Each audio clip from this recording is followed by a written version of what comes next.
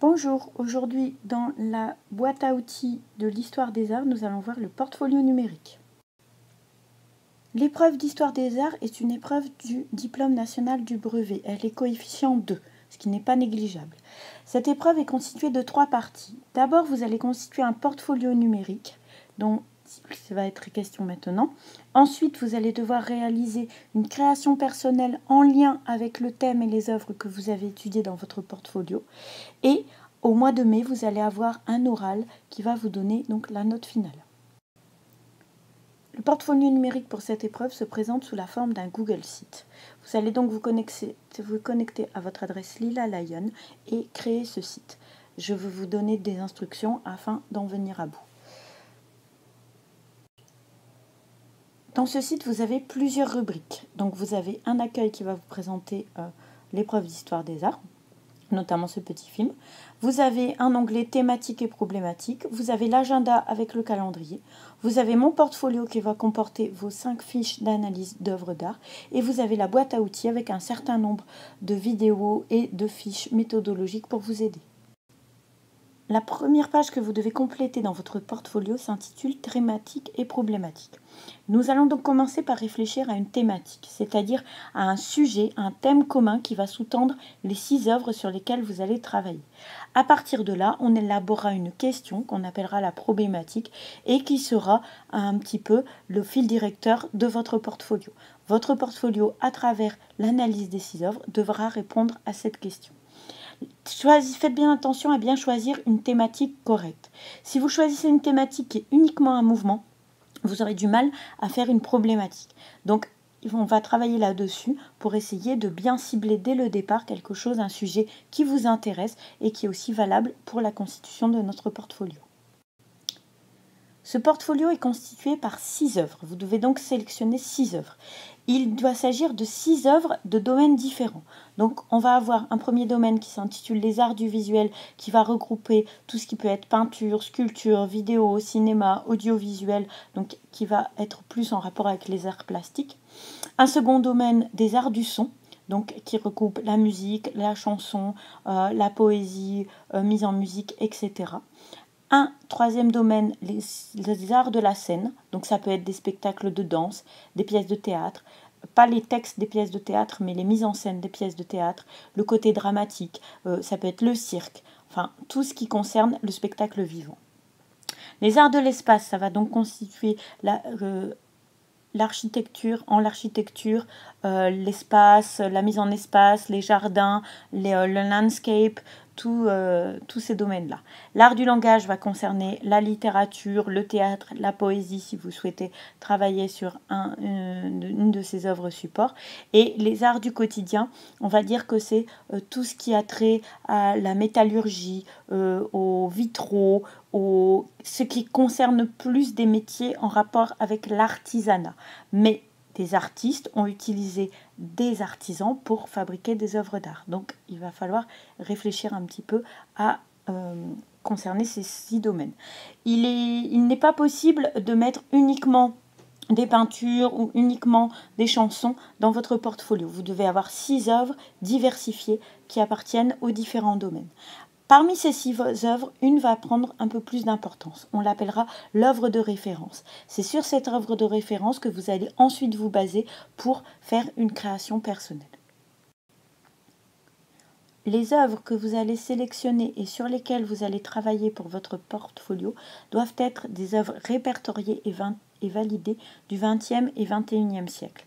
C'est-à-dire qu'on doit pouvoir trouver plusieurs biographies de l'artiste. On ne doit pas avoir uniquement un site internet d'artiste parce que dans ce cas-là, je peux faire mon site internet, je peux m'autoproclamer artiste, c'est plus complexe que ça. Pour une épreuve de diplôme du brevet, on doit être capable d'avoir plusieurs sources à propos de l'artiste. On doit également pouvoir retrouver des expositions ou des rétrospectives autour de cet artiste qui ont pris place dans des musées ou des instituts. C'est, on va dire, le côté validation par la profession artistique. Donc il faut vraiment que vous trouviez des œuvres dont on parle sur Internet, dans les revues, etc. c'est lié également à l'existence de critiques, c'est-à-dire à l'existence d'articles qui parlent de l'artiste et pas seulement, encore une fois, un artiste qui monte un site internet et qui décrit ses œuvres ou qui en parle. Il faut que vous ayez plusieurs sources, plusieurs attestations en fait que ces œuvres sont bien répertoriées et validées. Des œuvres du XXe et du XXIe siècle, c'est-à-dire après 1900 jusqu'à nos jours. Pour analyser les œuvres, vous avez donc un onglet qui s'intitule Mon portfolio et dans cet onglet, vous allez trouver 6 fiches pré-remplies qui vont vous aider donc à compléter votre portfolio. Il est bien entendu que les fiches, on vous donne des indications pour travailler un petit peu autour des œuvres. Il faut remplacer toutes les choses qu'on vous a données, toutes les indications, par ce qui concerne votre œuvre. Donc le titre de l'œuvre, l'artiste par exemple, on va mettre Guernica par Picasso. Vous trouvez une illustration ou plusieurs de l'œuvre de l'artiste, etc. C'est à vous de vous approprier la mise en page. Ensuite, on va avoir 5 grandes parties pour l'analyse de l'œuvre. D'abord, on va présenter l'œuvre. On va présenter l'œuvre comme objet. Quel est son titre, quelle est sa nature, quelle est la date de sa création, où est-ce qu'elle est conservée. Un certain nombre d'informations que vous pouvez trouver sur l'œuvre. Vous allez ensuite vous intéresser à l'artiste. Et donc, nous parler un petit peu des éléments de sa vie qui concernent notre œuvre. Donc, faire une très courte bibliographie. Ensuite, vous allez expliquer dans quel contexte cette œuvre a été créée. Est-ce que ça a été une commande? Est-ce qu'il y a des événements qui ont déclenché l'envie chez l'artiste de faire cette œuvre? Enfin, vous essayez de contextualiser votre œuvre. Ensuite, on va avoir 2 grandes parties qu'on appelle dénotation et connotation. La dénotation, ça concerne tout ce qui est la description de l'œuvre. On va vous donner en fait un certain nombre de fiches méthodologiques qui seront sous l'onglet boîte à outils pour vous aider justement à mettre en place, à énumérer un certain nombre d'indications, un certain nombre de choses qu'on doit prendre en compte pour décrire une œuvre.